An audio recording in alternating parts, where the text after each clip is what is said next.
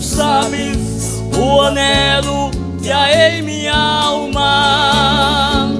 É como fogo bem aceso em meu coração.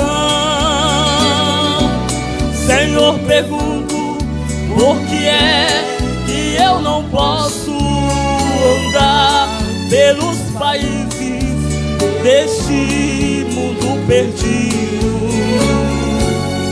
Eu quisera ir ao campo missionário. Eu quisera, Senhor, ir a proclamar, mesmo aqueles quase mortos, sem saber que há um Deus. Eu quisera anunciar.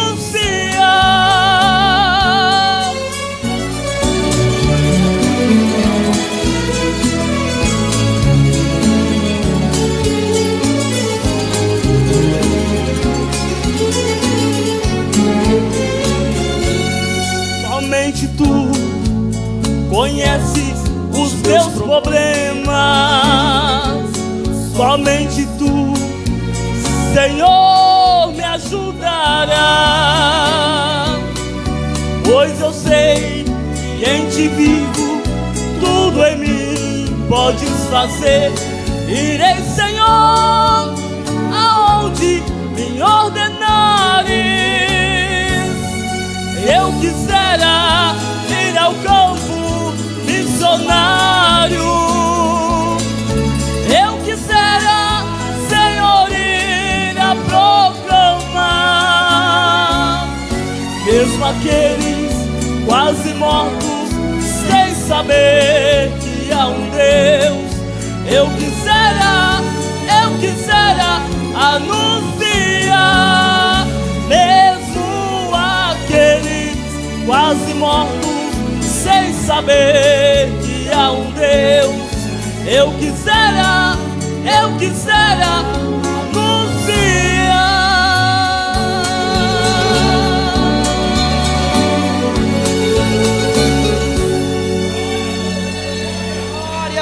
Louvado seja o nome de Jesus Cristo, né? Eu estou muito alegre por fazer parte desse ministério abençoado, o ministério no qual tem homens compromissados com Deus, no ministério onde tem homens que são zelosos na palavra do Senhor nosso Deus, né? No ministério onde que tem homens de verdades. Quando eu falo homens de verdade, homens de palavra, né? Então eu sou muito grato a Deus por fazer parte nesse ministério abençoado no nome de Jesus.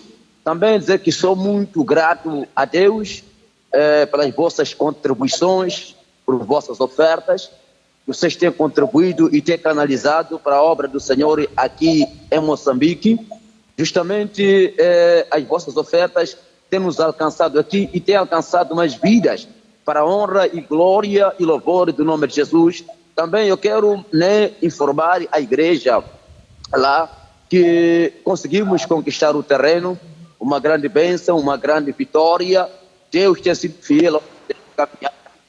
Ainda que haja embaraço, haja obstáculo, nós temos contemplado a mão do Senhor nosso Deus apautado em prol da igreja aqui em Moçambique. Eu estou muito alegre, eu, a minha esposa, a igreja que está sob minha responsabilidade aqui em Moçambique, estamos gratos.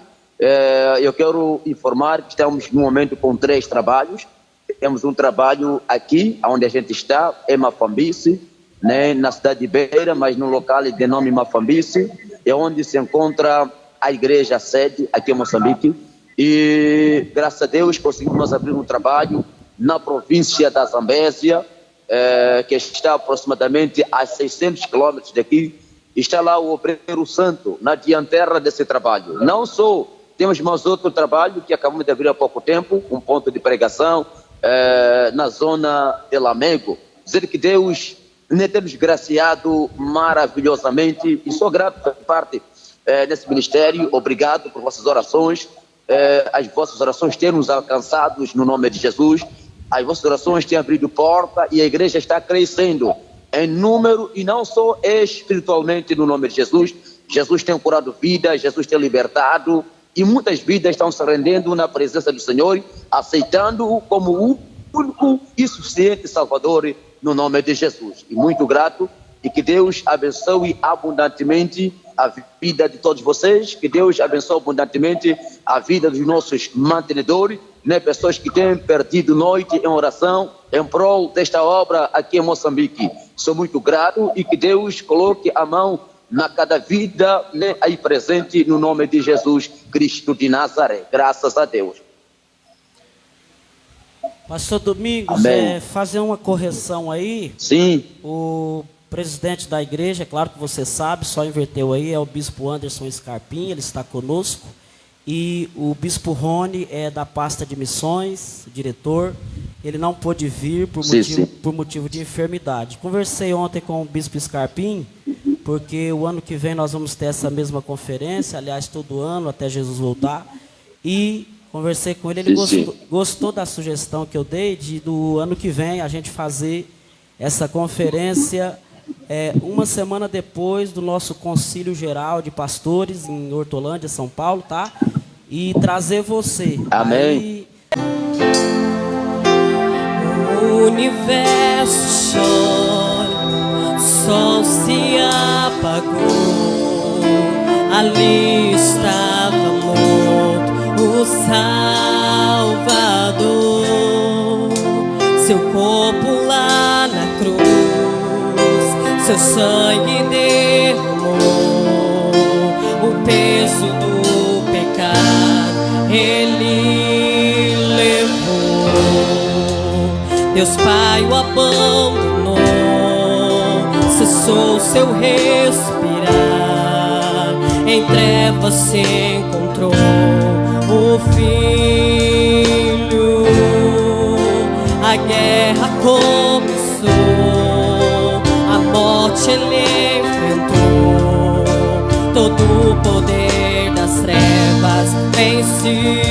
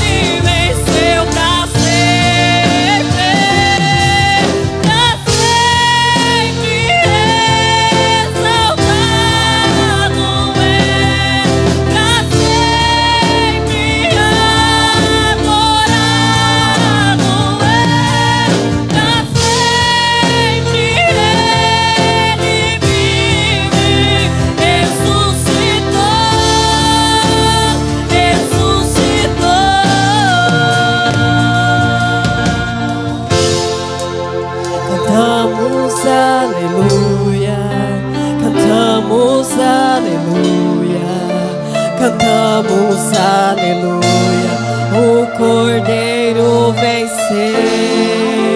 Cantamos aleluia, cantamos aleluia, cantamos aleluia, o Cordeiro venceu. Cantamos aleluia, cantamos aleluia, cantamos.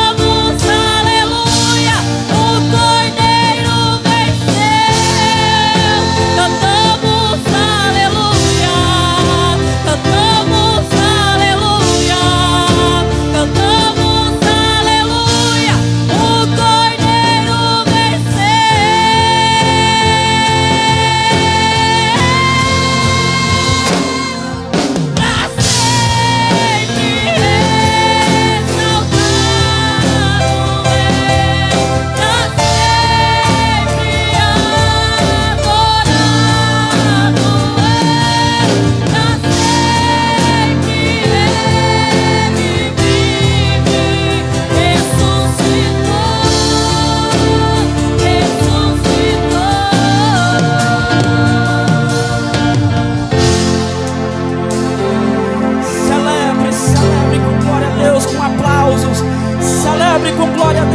coisa estranha, porque Ele ressuscitou.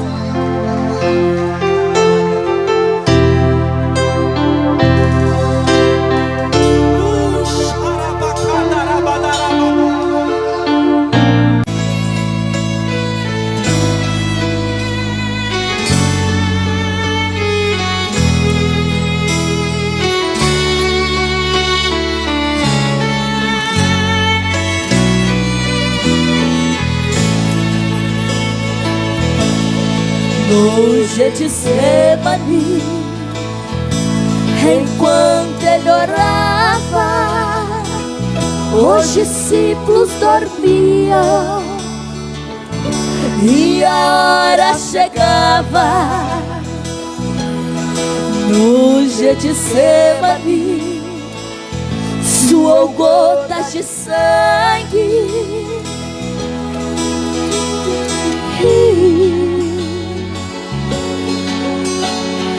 Judas se aproximou,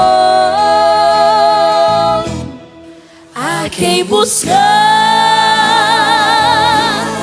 pra que vieste, amigo, com um beijo me trai e me entrega aos meus inimigos. A pior cena que o mundo já viu, o inocente preso por traição, transpassaram também o seu lado, sem razão. Em sua cabeça uma coroa de espinhos, em seus ombros uma pesada cruz, e o sangue que banhava o madeiro era o sangue de Jesus. Pelas ruas, enquanto ele andava, as chicotadas se podiam ouvir, seu sangue escorria e marcava o chão.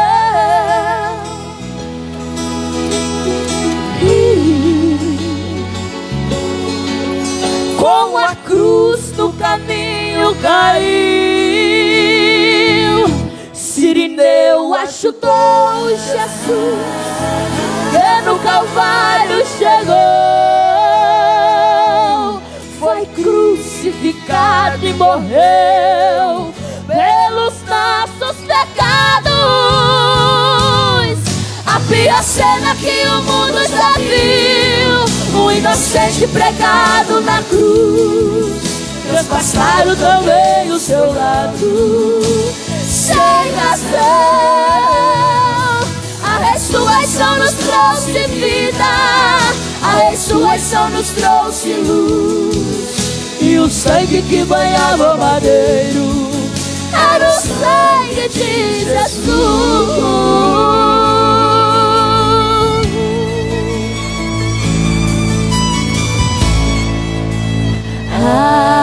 Aleluia,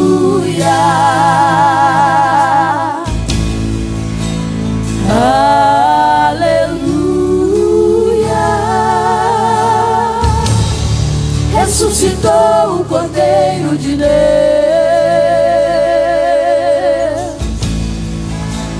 Aleluia,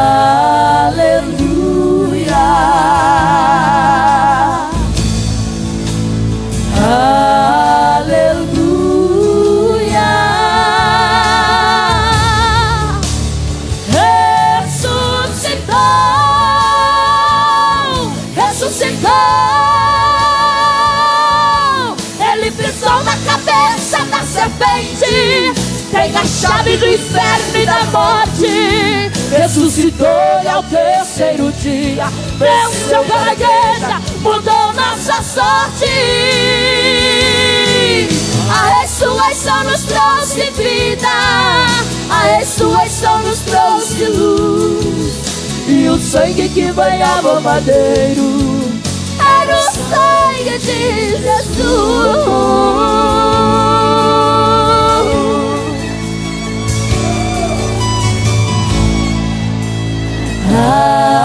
Aleluia,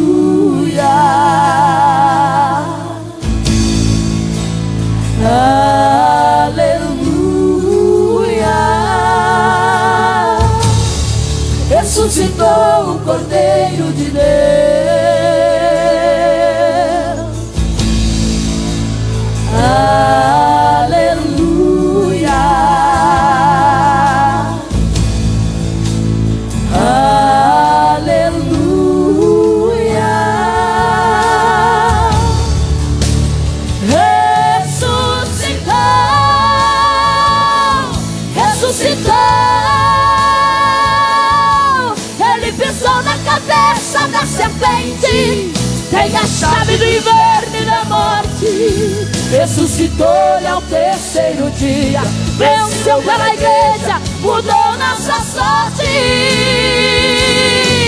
A ressurreição nos trouxe vida, a ressurreição nos trouxe luz. Ele tem todo o poder nos céus e na terra, seu nome é Jesus.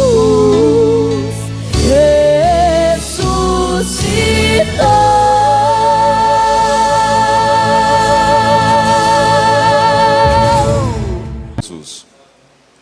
Bom, o culto é missionário e eu quero inserir dentro desse tema algo que é fundamental para a nossa vida, que é o tema da oração, não é? Não conseguimos fazer missões e nem desenvolver qualquer outro projeto dentro daquilo que chamamos projeto de Deus na história, se nós não entendemos também a oração. Quero, portanto, compartilhar a oração mais poderosa da terra, que é a oração de Jesus. Gostaria que você abrisse a sua Bíblia, então, em Mateus capítulo 6. Eu quero compartilhar com vocês, então, 7 coisas que são inseridas dentro dessa oração e que mudaram a minha vida de oração quando eu compreendi de forma mais adequada. Espero nessa manhã ter a habilidade do Espírito Santo para transmitir a você aquilo que poderá transformar a sua forma de se relacionar com Deus por meio da oração, que nós chamamos de oração do Pai Nosso. Mateus capítulo 6, versículo 9 em diante. Mateus 6, 9. Se você quiser ficar de pé, pode ficar. Vamos ler essa palavra nessa manhã. Portanto, vós orareis assim: Pai nosso que estás no céu, santificado seja o teu nome. Venha a nós o teu reino e seja feita a tua vontade, assim na terra como no céu. O pão nosso de cada dia dá-nos hoje, e perdoa-nos as nossas dívidas, assim como nós temos perdoado aos nossos devedores. E não nos deixes cair em tentação, mas livra-nos do mal, porque teu reino, o poder e a glória para sempre. Amém. Amém. Pode sentar, irmãos, na presença de Deus. Quando Jesus surgiu na história da humanidade, e vamos lembrar que Jesus nasceu lá no sul de Israel, em Belém de Judá, mas ele viveu mesmo no norte de Israel, lá na Galileia. E ele passou até os 30 anos de idade. Jesus viveu numa cidade chamada Nazaré, lá na Galileia. E somente aos 30 anos de idade é que ele sai da Galileia e vai então para Cafarnaum, cerca de 50 quilômetros da Galileia. É ali que Jesus começa aparecendo ao mundo. E as primeiras aparições de Jesus, isso é importante a gente entender, quando ele começa com os seus discursos naquele momento, o mundo era um mundo onde a cultura helenística e a cultura hebraica era muito evidente. Ou seja, tinha sempre alguém falando alguma coisa. Quando Jesus começa aparecendo naquele cenário, os seus primeiros seguidores não tinham a menor ideia de quem ele era. O nome dele era Yeshua, um nome hebraico, não é? Ele era filho de José, um carpinteiro, e provavelmente Jesus tenha desenvolvido essa habilidade de carpintaria durante os seus 30 anos de idade. E durante aqueles 30 anos ele não aparece na história. Quando ele começa aparecendo, ele começa com alguns discursos importantes.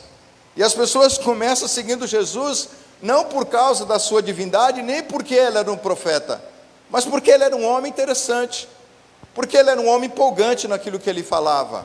Ou seja, Jesus era diferente dos sábios helenistas, dos sábios gregos, e ele também era diferente dos sábios judaicos. E tinha uma mensagem interessante, era alguém impressionante.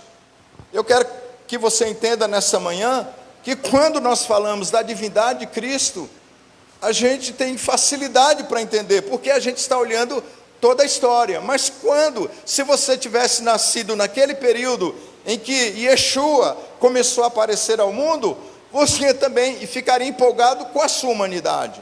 O que quer dizer que muitas vezes nós só olhamos para a divindade de Cristo e não conseguimos entender a sua humanidade. Claro que demoraram-se mais do que 5 concílios para que a igreja pudesse entender que Jesus é ao mesmo tempo homem e ao mesmo tempo Deus. Ele é 100% homem e 100% Deus, mas isso demorou mais de 500 anos para que a igreja chegasse a essa conclusão. O que quero nessa manhã dizer para você é que aqueles homens, quando começaram a andar com Yeshua, que era Jesus, eles começaram a andar com ele porque ele era um homem interessante e não porque ele era Deus. E eles descobriram que aquele homem chamado Yeshua tinha o hábito de orar. Uma das características de Jesus é que ele constantemente estava orando. Orava nos montes, orava, se distanciava das pessoas para estar buscando ao Senhor. Então ele tinha um segredo como homem. Ele era um homem que orava. Então os primeiros discípulos foram cativados pelas suas mensagens, pelos seus discursos, mas também foram cativados pela sua oração. Então eles não sabiam sobre o que ele orava. Eles sabiam que ele orava, mas não sabiam sobre o que ele orava. E então Jesus, um dia, ele ouve os seus discípulos pedindo uma coisa para ele. Está no capítulo 11 de Lucas. Num outro momento, num outro contexto, os discípulos de Jesus dizem assim: mestre, ensina-nos a orar, assim como João ensinou aos seus discípulos. E então Jesus, no capítulo 11, também ensina a oração do Pai Nosso. Aqui no capítulo 6 que nós lemos, eu quero dizer para você que essa é a oração mais importante do mundo, porque essa é a oração de Jesus, e eu creio que esta é a oração que Jesus fazia. Por isso ele a ensinou, não apenas aqui em Mateus 6, mas ele também ensinou em Lucas 11, em outra oportunidade, e eu creio que ele deve ter ensinado essa oração em outros momentos. Agora, do que essa oração fala? Essa oração tem uma relação muito profunda com a nossa igreja. A gente sempre orava o Pai Nosso antes das nossas súplicas. Quem é filho da igreja sabe que assim fazíamos. Dávamos uma importância muito grande para a oração do Pai Nosso.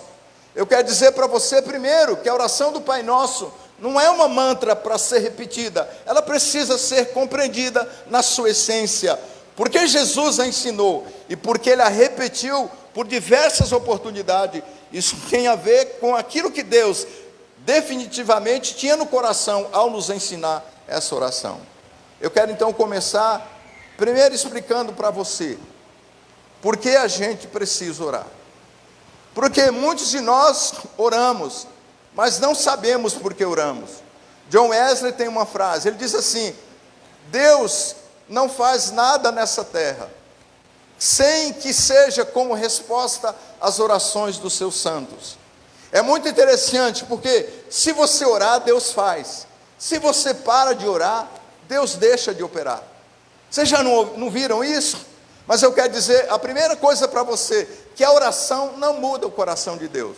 A oração não muda a vontade de Deus. Nenhuma oração vai mudar a vontade de Deus. Vou dizer para você, Deus só faz aquilo que Ele quer. Deus só faz o que você quer, quando aquilo que você quer é também o que Ele quer, e ainda assim, se você orar.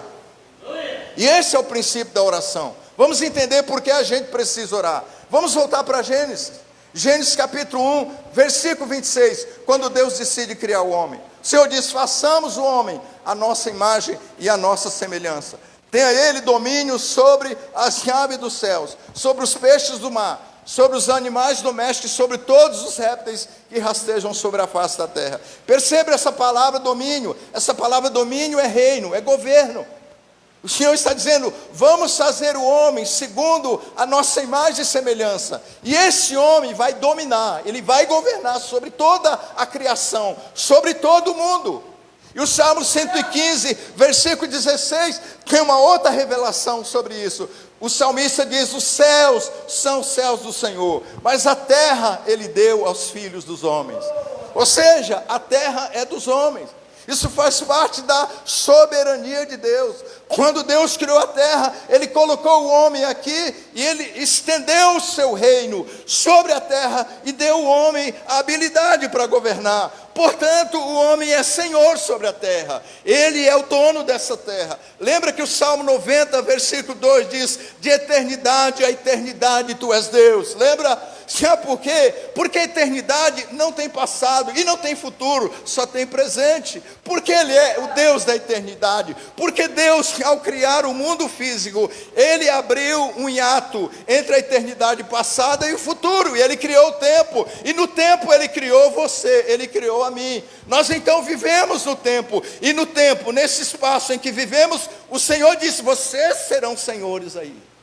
Amém? Portanto, o homem é senhor da terra.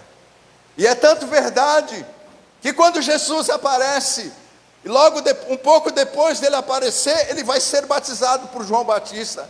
João Batista, quando vê Jesus, capítulo 3 de Mateus, versículo 15, vindo para ser batizado por ele, ele diz assim: eu é que preciso ser batizado por ti, e tu vens a mim? Jesus responde: deixa por enquanto, porque é assim que se convém cumprir toda a justiça. Você sabe o que significa justiça aí nesse texto? É posição correta.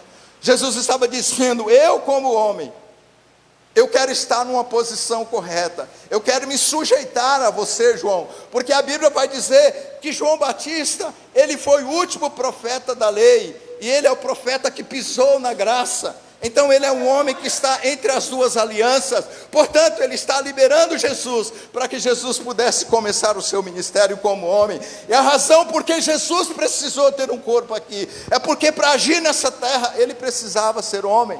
Deixa eu dizer para você uma coisa: a nossa humanidade é o lugar onde Deus faz as grandes coisas, é através da minha humanidade. Então, quanto mais humanos nós somos, e quanto mais reconhecemos nossa humanidade, mais Deus vai nos usar. Por isso que Paulo diz: o poder de Deus se aperfeiçoa na fraqueza. Ele também vai dizer que aonde abundou o pecado, é que superabundou a graça. Deus trabalha a minha humanidade. Nós somos autoridade de Deus nessa terra, e Deus não faz nada aqui sem antes ouvir a nossa oração. Amós capítulo 3, versículo 7 diz que o Senhor não fará nada nessa terra sem antes comunicar os seus segredos aos seus servos, os profetas. O Senhor, a oração é assim: eu entendo o que está no coração de Deus e eu começo a orar. Eu entendi o que Deus quer fazer e eu começo a orar. Deixa eu dizer para você uma coisa: você não sabe mais do que Deus, você não percebe as coisas antes dele. Então, se você está orando por alguma coisa, é porque Deus colocou no seu coração. Você está entendendo isso, irmão? Filipenses 2,13 diz que é Deus quem efetua em nós tanto querer quanto realizar segundo a sua boa vontade. Significa que todo sonho que eu tenho foi Deus que colocou aqui dentro. Todo desejo que eu tenho, foi Deus que colocou aqui dentro, porque Deus é o arquiteto dos desejos, Ele é o arquiteto dos sonhos. Tudo que você planejou, se você estiver conectado com Ele, isso nasceu no coração dele. Você não inventou nada, irmão. Tudo que você tem foi Deus que colocou no seu coração. Agora, Deus está esperando que você ore. Sabe por quê? Porque orar é liberar a vontade de Deus sobre a terra. Liberar e dizer: Senhor, nós esperamos que você faça. Liberar e dizer: Deus, eu sei que você me colocou como autoridade, então eu estou dizendo: faça a tua vontade aqui. Eu estou dizendo: Senhor, traga um avivamento. Eu estou dizendo: Senhor, cure as nações. Eu estou dizendo: Senhor, aviva a tua obra. Eu estou dizendo: Senhor, tu podes fazer. Essa é a razão por que oramos. Orar é ser cúmplice com Deus nos seus projetos sobre a terra. Amém? Quero mostrar para você 7 coisas da oração do Pai Nosso. E eu vou dizer para você, Jesus, quando ensinou essa oração, o que ele estava dizendo é: enquanto você ora, considere essas coisas. Ele não estava dizendo para você repetir todas as vezes que você orasse. Ele estava dizendo: enquanto você orar, ou seja, enquanto você levantar o seu clamor aos céus, considere essas coisas.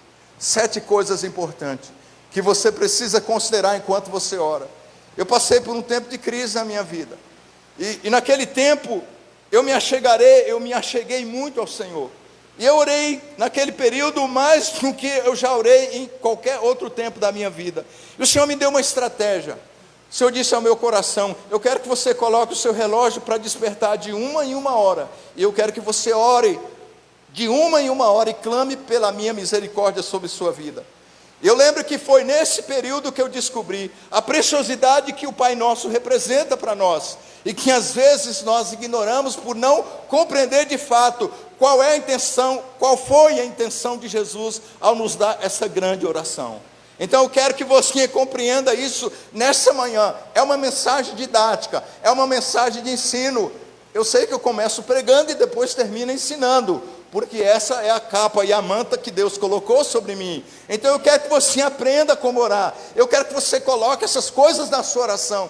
Eu quero que você mude a sua oração. Quero que você revolucione a sua vida e o seu ministério pela oração. Orar não é repetir palavras vãs jogadas ao vento. É preciso orar com entendimento. É preciso orar com compreensão. Deus está pronto para nos ouvir. Deus quer ouvir as nossas orações. Deus quer fazer grandes coisas no nosso meio, mas nós precisamos alinhar o nosso coração ao coração de Deus. Nessa manhã, que o Espírito Santo te toque com essa palavra, que haja uma revelação que penetre além da sua razão, além da sua racionalidade, que o Senhor penetre o seu coração, que Ele possa mover o teu espírito para uma vida de oração, que a unção da adoração do sacerdote venha sobre essa igreja e sobre você nessa manhã, em nome de Jesus.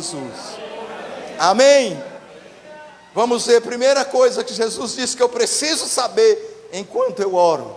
Enquanto você ora, o que você precisa saber e considerar? Primeiro é paternidade de Deus. Quando Ele diz, Pai nosso que estás nos céus. Isso é paternidade. A doutrina da paternidade parece que é nova. A igreja tem discutido de 20 anos para cá. Mas paternidade, irmãos, talvez seja aquilo que é mais essencial na nossa relação com Deus. O apóstolo Paulo, quando ele escreve aos Romanos, no capítulo 8, versículo 15, para uma igreja perseguida, uma igreja que estava vivendo um tempo de angústia, por estarem sendo perseguidos, por estarem incertos em relação ao futuro. O apóstolo Paulo diz assim para eles, Romanos 8,15: porque não recebeste o espírito de escravidão, para viverdes outra vez atemorizado, mas recebeste o espírito de adoção, baseados no qual clamamos, Abba Pai. Perceba essa palavra, Abba Pai. E ele diz, o mesmo espírito testifica com o nosso espírito que somos filhos. Se somos filhos, somos herdeiros de Deus e co-herdeiros com Cristo Jesus. Você sabe por que o céu te ouve? Porque você é filho. Essa palavra filho no grego é rios. Rios no grego não significa um filho adotado, sabia? Significa um filho nascido do coração de Deus. Então, você nasceu do coração de Deus, foi intenção de Deus que você nascesse. Em Efésios também, capítulo 1, versículo 5, Paulo diz, bendito Deus e Pai de nosso Senhor Jesus Cristo, que tem nos abençoado com toda sorte de bênçãos espirituais nas regiões celestiais. E ele diz no verso seguinte, e o qual nos elegeu nele antes da fundação do mundo, para sermos filhos, para sermos irrepreensíveis, para sermos filhos. Ele nos adotou como filhos. Novamente a palavra em Efésios é a mesma palavra de Romanos, a palavra é rios do grego. Disse que antes da criação do mundo, Deus destinou você para que você fosse filho legítimo do seu coração. A igreja tem um problema, alguns acreditam na predestinação, outros não acreditam, mas a Bíblia diz que nós somos predestinados não para ser salvos, nós somos predestinados para ser filhos. A salvação é apenas o meio, irmão. Você precisa se alegrar porque você é filho, e quando você levanta a sua voz para os céus, sabe por que o céu ouve você? Porque ele olha lá no livro e está escrito que você é filho, você tem identidade, essa é a sua identidade. O céu te ouve, não é porque você é crente, não é porque você é membro de uma igreja, o céu te ouve porque o seu nome está lá, você é filho de Deus. Antes da eternidade Deus escreveu o seu nome no livro da vida e ele disse, você é filho. É isso que Jesus estava falando. Ele estava dizendo, quando vocês orarem, vão a ele como Pai, Pai. Diga: Pai nosso que estás nos céus. Reconheça que você é filho, e o diabo não vai destruir você, o mundo não vai confundir a sua fé, nada vai destruir se você entender a sua filiação. Você é filho legítimo do coração de Deus. Amém, irmãos? Amém. Quando orar, considere que você é filho. Mudou minha vida, porque antes eu ficava: Senhor, eu sou um pecador que precisa de tua graça. Tudo isso também é verdade, mas no dia que eu entendi que os céus abrem a porta porque eu sou filho, isso revolucionou a minha oração. Hoje, quando oro, eu sei que a minha oração chega, porque o céu se abre, porque eu sou filho. Eu preciso saber o que eu sou. Isso não tem nada a ver com a minha humanidade, nem com as minhas fragilidades. Eu sou filho de Deus, independente das minhas fraquezas. Eu sou filho de Deus, assim como Jesus era, e precisou orar, e orou muitas vezes. Ele orou numa condição de homem. Nós também precisamos orar, mas a primeira coisa é entender: Ele é o nosso Pai. Você é filho legítimo, nascido do coração de Deus. Segunda coisa que você precisa considerar quando você ora: santificado seja o teu nome. O que é santificar o nome de Deus? Isso não fala de unicidade. Você sabe que às vezes a gente tem uma fé confusa. A igreja está cheia de pessoas com uma fé confusa. Nós não temos uma doutrina sistematizada, não nos aplicamos a entender princípios claros. Então nós temos uma fé confusa. Muitas pessoas hoje acreditam em algumas coisas e amanhã já não acreditam mais. E alguns são confrontados na sua fé e desanimam-se e perdem a sua fé. Por que perdem? Porque não entendem o princípio da unicidade. Santificar o nome de Deus é conhecer quem é o Deus que você serve. Até eu disse ontem que quando os profetas do Velho Testamento profetizavam, eles diziam assim: assim diz o Senhor. Essa palavra Senhor, quando você lê na sua Bíblia, toda com letra maiúscula, esse é o nome de Deus. O nome de Deus é YHWH, Iavé. Esse é o nome dele. Quando na sua Bíblia aparece somente a primeira letra, com a palavra Senhor, é Elohim. Elohim não é nome, Elohim é título. Então, Deus tem um nome. Ele é o Deus de Israel. Ele é o Deus que se manifestou em Abraão, Isaac e Jacó. Deus fez questão de dizer: eu sou esse Deus. Eu sou Deus dos teus pais. Eu sou Deus de Abraão. Eu sou Deus de Isaac. Eu sou o Deus de Jacó. Quando Deus se revela a Moisés como Iavé, Ele estava dizendo: esse é o meu nome. Eu sou o que sou. Eu sou o que serei. Eu sou o eterno. Eu sou Deus dos teus pais. Eu sou Deus dos teus antepassados. Não há outro Deus semelhante a mim. Ninguém se parece comigo. Nada é parecido com a minha glória. Eu sou o que sou. Eu sou o Senhor. Eu sou Deus. Eu sou todo poderoso. Eu sou Deus na sua vida. Então quando você ore, santifique o nome dele. A palavra santificar significa separar. Ele está dizendo: separe o meu nome. Separe o meu nome, porque o meu nome é único. Eu sou o eterno. Eu sou o Deus Todo-Poderoso. A sua fé vai mudar. Você vai orar com força e com autoridade. Você vai aumentar a sua crença e a sua fé quando você orar. Quando você descobrir que a sua oração tem um endereço, você está orando a Ele, que é o Deus Todo-Poderoso. Santifique o nome do Senhor. Separe o nome do Senhor. Creia nele. Foque a sua fé nele. Não deixe que as pessoas confundam a sua fé. Você pode ouvir de tudo no mundo. Você pode aprender sobre todas as coisas. Você pode aprender sobre todas as ciências. Você pode conhecer tudo, mas nada vai confundir a sua fé quando você sabe quem é Ele.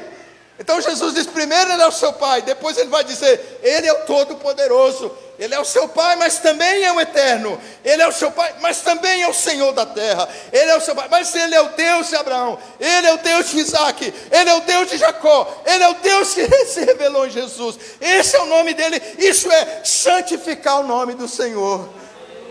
Você está aí, irmão? Então por que não deu glória aí? Ele é o Senhor. Ele é o Todo-Poderoso. Quando eu oro, eu preciso santificar o nome dele. Ele está ouvindo. Será que ele sabe quem eu sou? Será que ele percebe quem eu sou? Ou a sua fé é confusa? Nós não cremos em muitas coisas. A gente crê, irmãos, em coisas específicas. A nossa fé é específica. A nossa teologia é definida. Não cremos num monte de coisa. A gente acredita em coisas estabelecidas pelo Senhor. Nós cremos somente em um Deus. Embora Ele seja triuno, Ele é o Deus que tem uma personalidade. Nós cremos no Senhor e Ele é o nosso Deus. Ninguém é maior do que Deus. Terceira coisa que Jesus ensina, que eu preciso considerar quando eu oro: venha o teu reino. Terceira coisa, venha o teu reino. Deixa eu dizer para você o que não é o reino.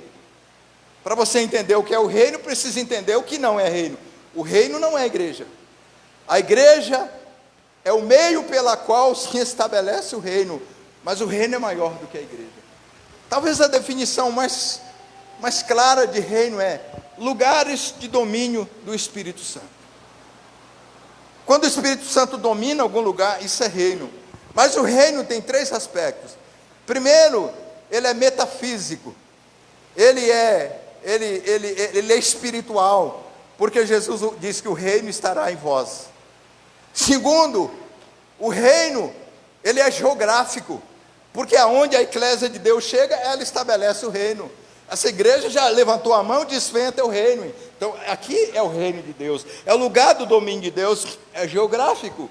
Terceiro, o reino também é histórico. Por que o reino é histórico? Porque o milênio de Cristo virá. Jesus vai governar para consolidar a ideia de reino em Jerusalém por 1000 anos. Isso é reino, portanto ele é metafísico, ele é geográfico e ele também é histórico.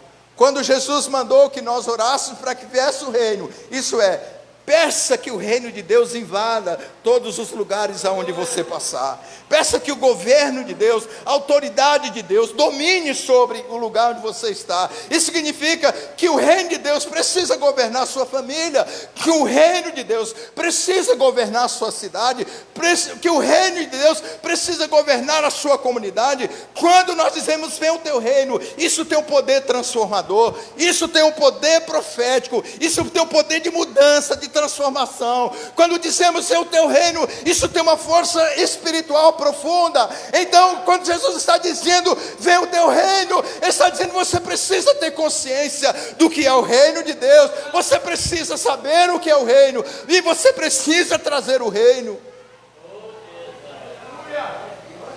A mensagem de Jesus não foi a igreja. Sabe quantas vezes Jesus falou a palavra igreja? 2 vezes, Mateus 16, 18 e Mateus 18, 18. Sabe quantas vezes Jesus falou a palavra reino? Centenas de vezes ele falou: arrependei-vos, porque está próximo o reino. E Jesus começou a ensinar a respeito do reino. E eu não tenho tempo para falar sobre reino, porque isso é tema de um seminário. Mas você precisa entender o reino de Deus. A igreja está aqui, Mateus 16, 18, dar-te-ei as chaves do reino dos céus. Tudo se ligar na terra terá sido ligado nos céus, e tudo que desligado na terra terá sido desligado no céu. Quem liga e desliga, quem traz, quem impede, quem manifesta o reino, quem autoriza a vinda do reino é a eclésia. Portanto, a eclésia não é o reino, mas ela tem a chave do reino. Levante a sua mão e diga assim: a chave do reino está na minha mão. Eu posso abrir, eu posso fechar. Libere o reino, Jesus estava dizendo. Sabe o que é? Venha o teu reino. Libere o poder e a autoridade do reino. Todas as vezes que Jesus curou pessoas, expulsou demônios, Ele disse: o reino de Deus aqui está. Quando o reino de Deus está, então a igreja opera milagres. Os milagres não acontecem em função de si mesmos. Os milagres são resultado do reino de Deus se manifestando nos lugares aonde Deus nos colocou. Jesus então disse: venha o teu reino. Quarta coisa: seja feita a tua vontade, assim na terra como nos céus. Eu disse para você, Deus só faz o que Ele quer. Você pode dizer: mas pastor, então eu não posso fazer Deus mudar de ideia? Não. Não existe nenhuma oração que faça Deus mudar de ideia. Sabe por quê? Porque Deus pensa direito, porque Deus tem a melhor coisa para você, porque Ele tem o melhor plano para a minha vida. Eu posso até não conhecê-lo por causa da minha ignorância, mas Ele tem o melhor para mim. Algumas pessoas acham que são melhores do que Deus, que pensam melhores do que Ele, que sabem mais do que Ele. Mas ninguém sabe mais do que Ele, ninguém é melhor do que Ele, ninguém pensa melhor do que Deus. Portanto, Deus tem o melhor para a minha vida, concordam? Então Ele nunca vai mudar de ideia. Deus tem uma vontade para a sua vida, uma única vontade. Eu sei que quando as pessoas lêem Romanos 12:3, mas transformai-vos pela renovação do vosso entendimento, a fim de que experimenteis qual seja a boa, agradável, perfeita vontade de Deus. Não estou discordando de ninguém, mas não existe 3 vontades, existem estágios. São estágios da vontade de Deus. Deus tem uma vontade permissiva, Deus tem uma vontade boa, não é? Deus tem uma vontade agradável e uma perfeita. Aí dizem assim, Deus tem 3 vontades. Não, Deus não tem 3 vontades. Assim como Ele não tem 3 planos para a minha vida, só tem um. Eu é que estou em estágio diferente. De estágio em estágio eu vou para a boa vontade de Deus, para agradar a vontade de Deus, até que eu chegue na perfeita. Mas do ponto de vista divino, Deus sempre tem uma vontade perfeita para a minha vida. O que eu preciso? Primeiro descobrir que vontade é essa, depois liberar Deus para que essa vontade se cumpra. E eu faço isso quando renuncio à minha própria vontade em benefício da vontade de Deus. Lembra que eu disse para você que quando Deus cria o tempo, Ele cria também uma outra vontade no mundo, que é o chamado livre-arbítrio. Eu vou falar para você uma heresia aqui. Estou brincando, irmão. Eu não queria ter livre-arbítrio. Porque se eu não tivesse livre-arbítrio, Deus tomaria todas as decisões por mim. Isso me deixaria numa situação mais confortável. Porque normalmente quando eu decido errado. Quantos aqui já decidiram errado na vida? Você vai errar muitas vezes nas suas decisões e Deus vai deixar. Porque você tem o tal do livre-arbítrio. Porque você é homem e é autoridade aqui, então você pode escolher.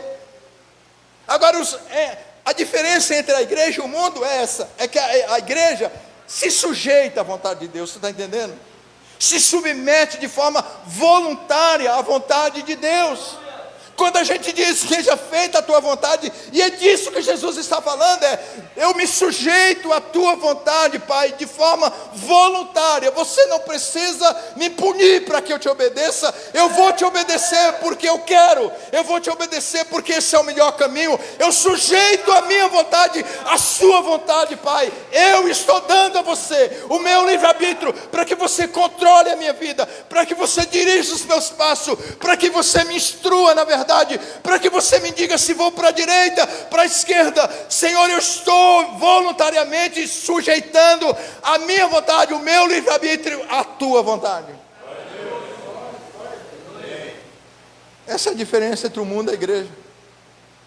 É que a igreja diz, Senhor, faça a sua vontade, aqui na terra, como ela é feita nos céus. Deus tem uma vontade perfeita para mim lá nos céus, Ele já escreveu a minha história. Deus escreveu uma rota para a minha vida. É que eu às vezes desvio a rota, que eu saio fora da rota, mas a vontade dele continua lá para a minha vida.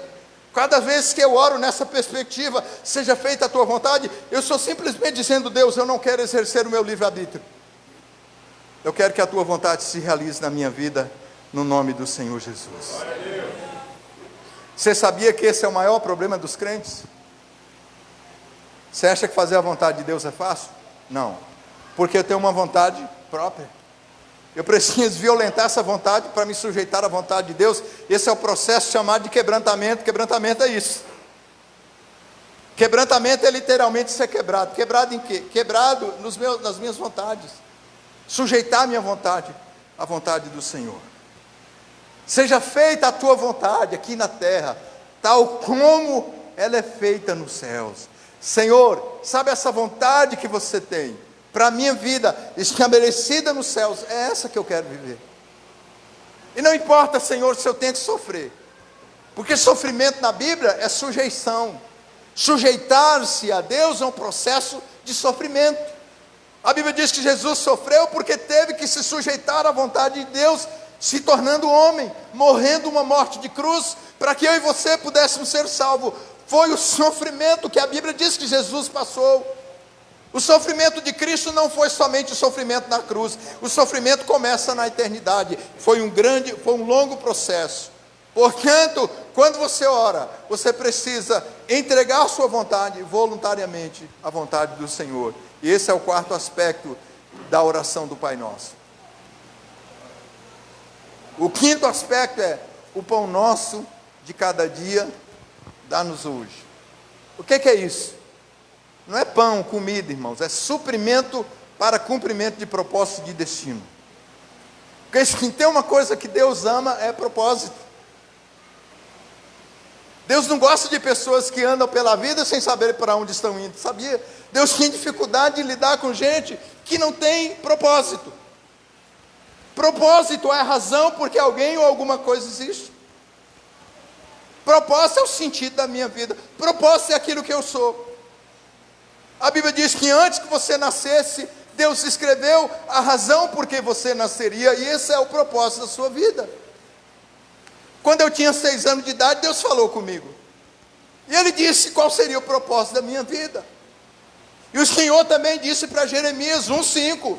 Jeremias, quando Deus o chama para ser profeta, ele tinha 26 anos de idade, ele diz: Deus, eu não estou pronto, não sou maduro, não sei falar. E o Senhor diz para ele, Jeremias 1,5: antes que você fosse gerado no ventre da sua mãe, antes que você saísse da madre, eu te vi, eu te chamei, eu te escolhi e te constituí como profeta às nações. O Senhor diz: antes que você existisse, eu escrevi que você seria profeta. Esse é o propósito da vida dele. Mas isso não se aplica somente a Jeremias, se aplica a mim, se aplica ao bispo Mira, ao bispo Scarpim, se aplica a nós. Antes do seu nascimento, Deus escreveu a razão por que você nasceria, e é isso que Jesus está dizendo quando Ele fala o pão nosso de cada dia. O pão nosso quer dizer suprimento físico, espiritual e emocional para cumprir o meu destino. O que quer dizer aqui para você, se Deus te chamou para fazer alguma coisa, Ele vai te dar os recursos. Ele vai te dar o que você precisar. Isso é pão, mas você precisa pedir. O que é que você está precisando para cumprir o seu ministério? Ah, eu não tenho dinheiro, então peça dinheiro para Deus. Eu preciso de dons, então peça dons para Deus. Eu preciso de estrutura emocional, então peça para Deus estruturar suas emoções. Porque você é um ser tripartido, você é um espírito que tem uma alma e que habita no corpo. Deus lida com você na sua integralidade, Deus não separa você. Algumas pessoas se iludem. Ah, Deus só olha para o meu espírito, eu sou espiritual. Mas você tem carne, irmão, você come, você bebe, você tem necessidade, você tem sono, você tem depressão, você tem angústia. Tudo isso faz parte da sua humanidade. Você não é melhor do que Jesus. Jesus sofreu todos os sentimentos dos homens, Ele só não pecou, mas as outras coisas Ele passou. A Bíblia diz que Ele foi provado em todas as coisas, tentado em todas as coisas, para nos mostrar que a despeito da nossa tentação, das nossas fragilidades humanas, da nossa finitude, Deus tem toda a provisão para que nós cumpramos o nosso destino. Então, quando Jesus ensina o pão nosso de cada dia, dá-nos hoje, é para que você entenda que todo o suprimento está à sua disposição. Amém, irmãos? Amém.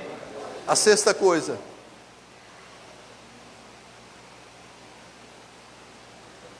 perdoe as nossas dívidas, assim como nós temos perdoado aos nossos devedores.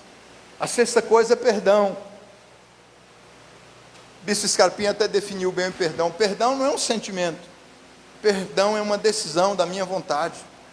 A gente decide que vai perdoar, e o sentimento vem depois. Os sentimentos sempre vão acompanhar suas decisões, mas o sentimento precisa de um tempo.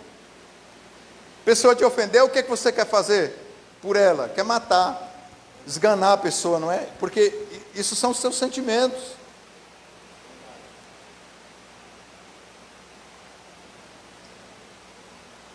Mas quando eu decido, eu vou perdoar essa pessoa, eu vou liberar essa pessoa em amor, com o passar do tempo, os meus sentimentos vão sendo modificados, eles vão se ajustando à minha decisão. O que Jesus está ensinando aqui, quando você orar, você precisa perdoar. Porque se você não perdoar as pessoas, Deus não pode te ouvir. Escuta o que eu vou falar. Não é que Deus não quer, não pode. Porque esse é o princípio da graça. O que é graça? É Deus trabalhando em meu favor. Na graça eu não faço nada. A graça eu só recebo. Na graça a única coisa que eu faço é me doar, é me entregar, mas o resto é Ele que faz. Então, na graça, ninguém tem o direito de não perdoar. Por isso que Paulo diz, assim como Deus em Cristo vos perdoou, assim também, perdoai-vos uns aos outros. Jesus não olhou para algumas pessoas e disse, esse eu não vou perdoar, porque ele não merece. Ele olhou para a humanidade e ele decidiu perdoar as pessoas. Isso é graça, não é lei. Que o homem precisava trabalhar e se sujeitar, tinha que fazer sacrifício para ser perdoado. Na graça a gente recebeu o perdão de Deus. Perdoar é liberar as pessoas em amor, para que elas prossigam, e libertar o seu coração de qualquer ofensa.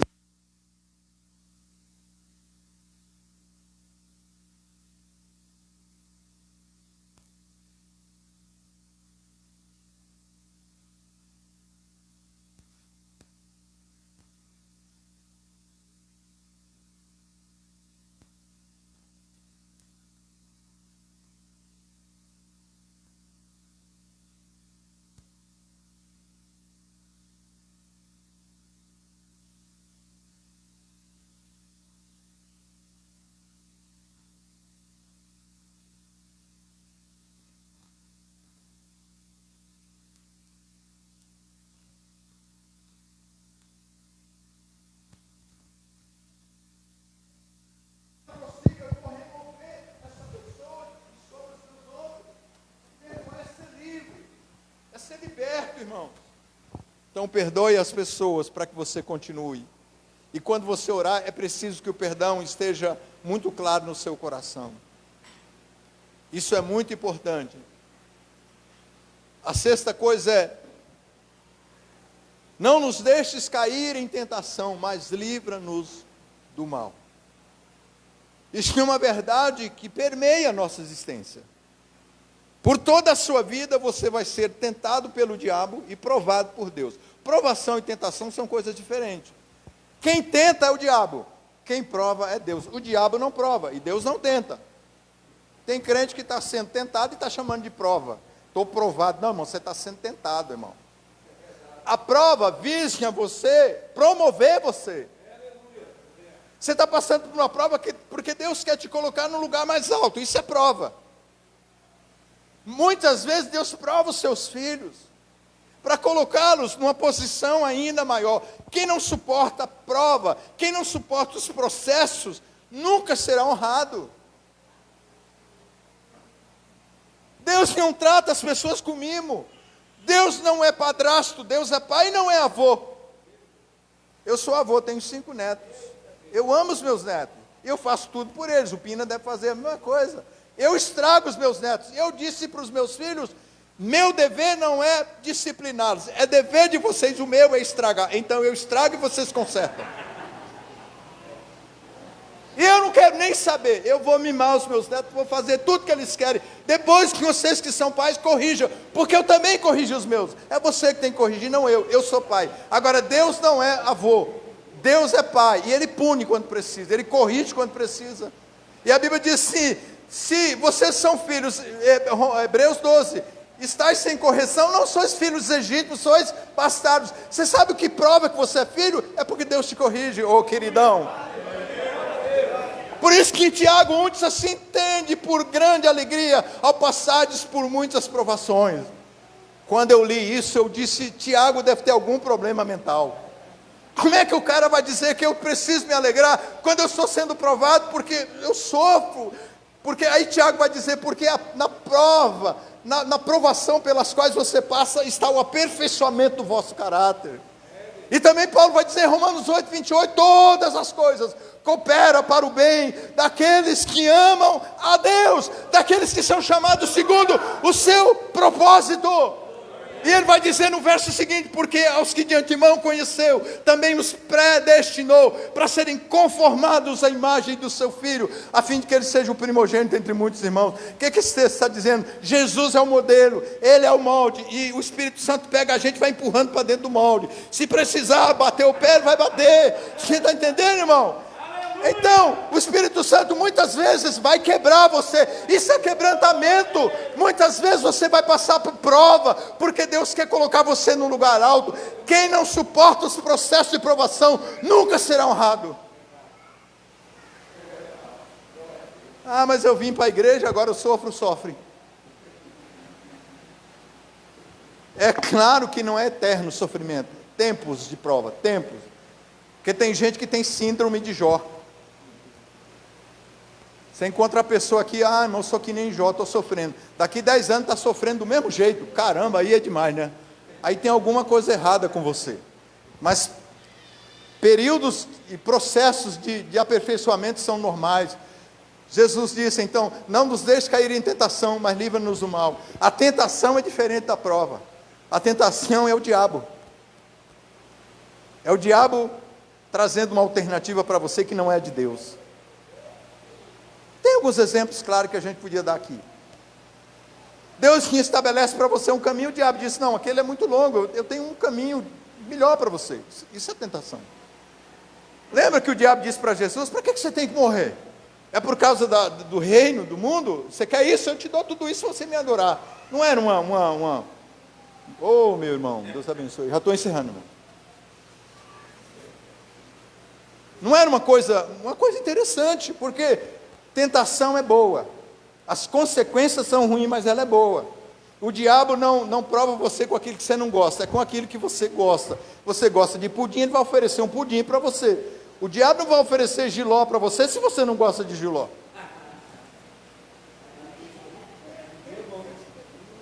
Quem gosta de jiló aqui?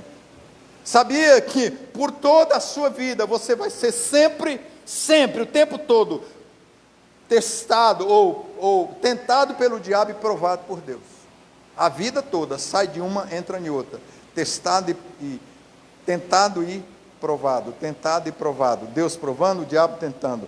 Deus provando para me levantar, o diabo tentando para me derrubar. Quando eu cedo à tentação, ele olha e diz assim: bem feito. Que a única coisa que o diabo vai dizer para você assim: bem feito, seu trouxa. Depois que você cai, ele vai dizer: bem feito, seu trouxa. É isso que ele faz para você, isso é tentação. Agora Deus não, depois que você passa pela prova, o Senhor te coloca no lugar alto e de honra. Olha a diferença. Porque Ele está testando você, aperfeiçoando o teu caráter, porque você é filho e precisa ficar parecido com Jesus. Eu vou concluir com isso aqui. Você sabe qual é a principal obra do Espírito Santo na vida de uma pessoa? Irmão, não é dar um carro novo para você. Não é dar uma casa grande. Tudo isso Deus faz também, assim, vem no pacote. E é bom. E quem não quer ser rico? Quem quer ser milionário aqui? Levante a mão. E quem não quer, vem aqui para a gente orar, que tem algum problema na sua cabeça. Todo mundo quer ter dinheiro. Quem quer ter dinheiro? Quem quer dinheiro? Todo mundo quer, não quer? E quem não quer tem problema. Eu também queria ser milionário, não sou. Agora o Espírito Santo não veio na terra para tornar você milionário ou não. Isso é relativo. Sabe qual é a principal obra do Espírito Santo? Pode perguntar para ele. Ele veio fazer você ficar parecido com Jesus. Ele pega a obra da cruz e aplica na sua vida. O Espírito Santo pega a obra da cruz, ele não faz nada, ele pega o que Jesus fez. Pega a obra da cruz, aplica em você todo dia. Isso é andar, e isso é carregar a sua cruz, é receber a aplicação da obra do Espírito Santo na sua vida todos os dias, até ser semelhante a Jesus. Portanto, não nos deixes cair em tentação, mas livra-nos do mal. Você precisa entender isso e pedir isso para o Senhor. E por último, para a gente encerrar, porque teu é o reino, o poder e a glória, para sempre, amém. Sabe o que significa isso?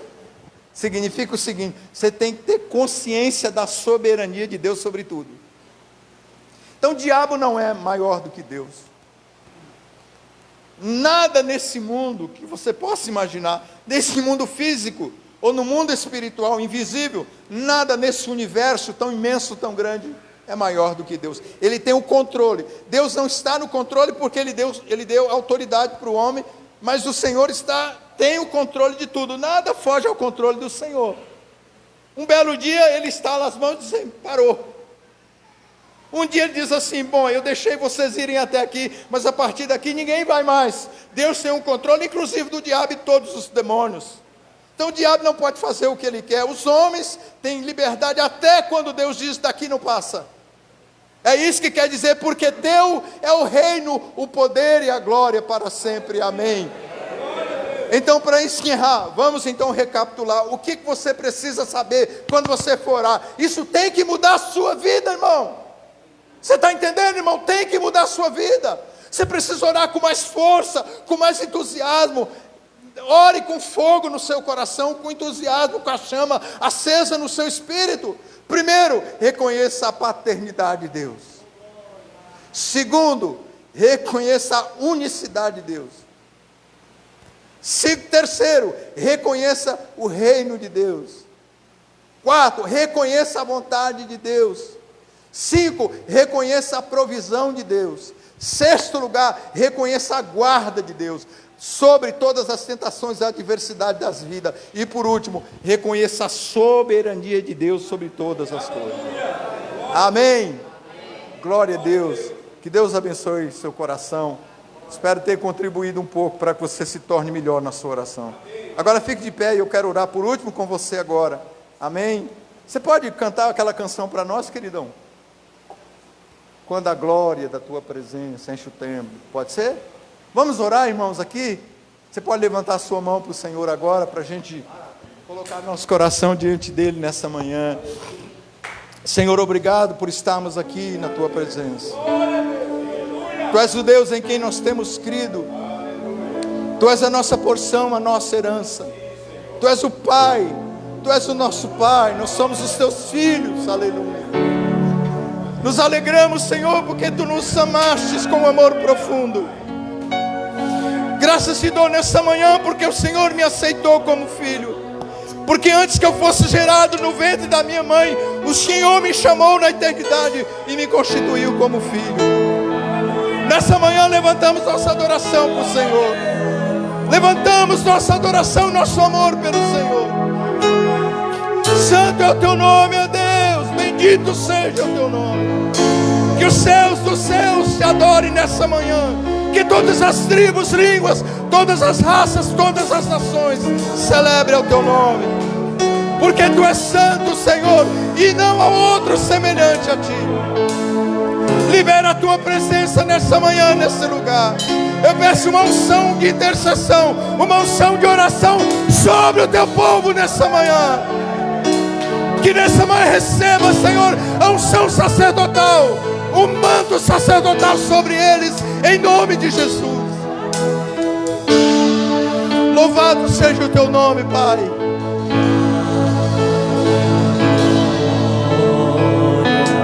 Aleluia.